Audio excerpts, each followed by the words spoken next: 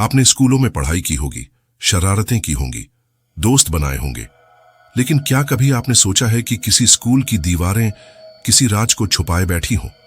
ऐसी चीजें जो नजर नहीं आती पर होती जरूर हैं। आज की कहानी एक ऐसे ही स्कूल की है जहां की काली बोर्ड सिर्फ पढ़ाई के लिए नहीं बल्कि बलि के लिए इस्तेमाल होती है। उत्तर प्रदेश के एक छोटे से गांव धौलपुर में एक पुराना सरकारी स्कूल था। गांव में कई अफवाहें थीं, लेकिन सबसे ज्यादा डराया जाता था उस एक कमरे से, स्कूल की लाइब्रेरी के पास बने एक छोटे से स्टोर रूम से, जिसमें एक काली बोर्ड लगी थी। लोगों का कहना था उस बोर्ड पर अगर कोई रात को कुछ लिख दे तो वो इंसान कभी वापस नहीं आता। बच्चों को स्कूल में सख्त हिदायत दी जाती थी कि शाम के बाद उस कमरे के पास न जाएं, लेकिन बच्चों में जिज्ञासा थी और सबसे ज्यादा उत्सुक था रवि वर्मा। 16 साल का रवि एक समझदार लेकिन थोड़ा जिद्दी लड़का था। उसे अंधविश्वासों पर यकीन नहीं था। उसका मानना था कि जो लोग डरते हैं वही कहानियां गढ़ते हैं। रवि के दोस्त अमित और जय अक्सर उस कमरे को लेकर बातें करते थे।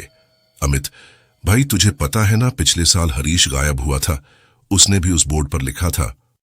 रवि, कितनी बार समझाऊं यार, ये सब मनगढ़ंत बातें हैं। अगर कोई गायब हुआ है तो वजह कुछ और रही होगी, भूत प्रेत कुछ नहीं होता। जय, तो फिर तू ही जाकर लिख दे, देखेंगे तेरा क्या होता है। रवि मुस्कुराते हुए, ठीक है, कल रात चलो मेरे साथ, मैं उस काली बोर्ड पर लिखूंगा उषा, और सुबह स्कूल में तुम्हें हंसते हुए मिलूंगा। अगले दिन रात 11 बजे रवि स्कूल की पिछली दीवार फांद कर अंदर गया। उसका फोन बंद था ताकि कोई उसे ट्रैक न कर सके। उसके पास टॉर्च थी और एक सफेद चौक का टुकड़ा। कमरे की हालत बहुत खराब थी। दीवारों पर फंगस, मकड़ी के जाले और एक अजीब सी सड़न की बदबू थी। लेकिन सबसे अलग थी वो काली बोर्ड। बोर्ड किसी नई चीज की तरह चमक रही थी, जैसे हाल ही में किसी ने उस पर हाथ फेरा हो। रवि ने चौक उठाई और लिखा, अगर तू सच में है तो मेरे सामने आ, रवि वर्मा। पल भर के लिए सब शांत रहा। फिर अचानक कमरे की खिड़की जोर से बंद हो गई। पंखा तेज घूमने लगा, जबकि वहां बिजली तक नहीं थी। फिर बोर्ड पर खुद ब खुद कुछ लिखने लगा, तेरा नाम अब हमारे पास है, लौटना अब मुमकिन नहीं। रवि का दिल जोर जोर से धड़कने लगा। उसने पीछे मुड़कर भागने की कोशिश की, लेकिन दरवाजा जैसे किसी ने अंदर से बंद कर दिया हो। अचानक एक साया प्रकट हुआ, धुएं जैसा, लेकिन आंखें लाल और चमकती हुई।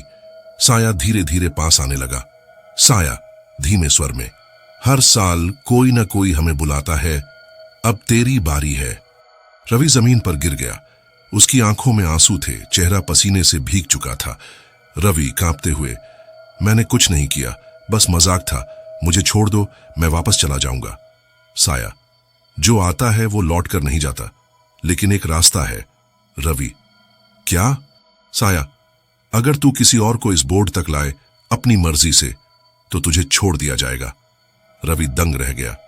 रवि, मैं किसी और की जान नहीं ले सकता। साया क्रोधित स्वर में, तो फिर तेरा नाम इसी बोर्ड पर रहेगा और तू यहीं रहेगा हमेशा के लिए। रवि को होश नहीं रहा। उसकी आंखें बंद हो गईं।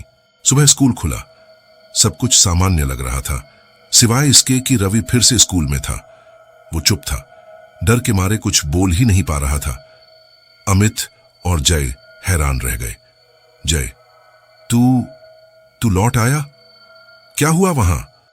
रवि धीरे से, कुछ नहीं, कुछ भी नहीं था, बस धूल और चूहों से भरा कमरा था। वो झूठ बोल रहा था। रवि हर दिन उस काली बोर्ड की तरफ देखता रहता, लेकिन अब उसमें बदलाव आने लगे थे। बोर्ड पर हर 2-3 दिन में एक नया नाम उभरने लगा। शिवानी, नमन, राहुल, ये वो लोग थे जिन्हें रवि कभी जानता तक नहीं था। लेकिन हर नाम के बाद एक चीज कॉमन थी, लापता होना। रवि अब डरा हुआ था। वो खुद उस चक्र से बाहर निकलना चाहता था। एक रात रवि ने ठान लिया कि अब बहुत हो चुका। वो फिर से उस कमरे में गया। रवि, मैं किसी को मार नहीं सकता, मैं बस जानना चाहता हूं कि ये सब कैसे खत्म होगा। बोर्ड पर जवाब आया, हर बोर्ड का एक मालिक होता है। जिस दिन कोई डर कर किसी और को सौंप देता है वो मालिक बन जाता है। अब तू मालिक है, तुझसे ये चक्र तब तक चलेगा जब तक तू इसे किसी और को सौंप न दे। अब रवि को समझ आ गया था, ये एक शाप था जो पीढ़ी दर पीढ़ी चलता जा रहा था। वो बाहर निकला, सीधे गांव के पुराने पुजारी बाबा के पास गया। पुजारी, बेटा, वो बोर्ड सिर्फ कागज या लकड़ी का टुकड़ा नहीं है, वो एक आत्मा की कैद है। किसी ने कभी उसे बांधा था, अब वो हर बार बाहर निकलने का रास्ता ढूंढती है। रवि, तो इसे रोका कैसे जाए? पुजारी, एक ही तरीका है, जो इसकी कैद में गया हो उसे अपनी मर्जी से इसमें समा जाना होगा, बिना किसी और को सौंपे, तभी ये चक्र टूटेगा। रात के 12 बजे रवि फिर उस कमरे में गया। उसने बोर्ड को देखा, गहरी सांस ली और लिखा, मैं मर्जी से आ रहा हूं, किसी और को नहीं लाया, इसे यहीं खत्म करो। बोर्ड चमकने लगा, पूरा कमरा कांपने लगा, एक तेज चीख सुनाई दी और फिर सब शांत। सुबह स्कूल खुला, कमरा खुला था, लेकिन रवि नहीं था। बोर्ड एकदम साफ था, जैसे कोई नाम कभी लिखा ही न गया हो। अमित, जय और बाकी बच्चे अब उस कमरे के पास भी नहीं जाते, लेकिन कहते हैं कुछ रातों में जब आसमान बादलों से ढका होता है तो उस बोर्ड पर एक नाम चमकता है, रवि वर्मा, अंतिम मालिक। कुछ रहस्य ऐसे होते हैं जिन्हें जानना जरूरी नहीं होता, और कुछ जिम्मेदारियां इंसान को हमेशा के लिए बदल देती है। काली बोर्ड अब शांत है, पर कब तक? अगर आपको ये कहानी पसंद आई हो तो चैनल को सब्सक्राइब करें, वीडियो को लाइक करें और कमेंट में बताएं, क्या आपने कभी किसी बोर्ड पर कुछ ऐसा लिखा है जो आपको आज भी डराता है?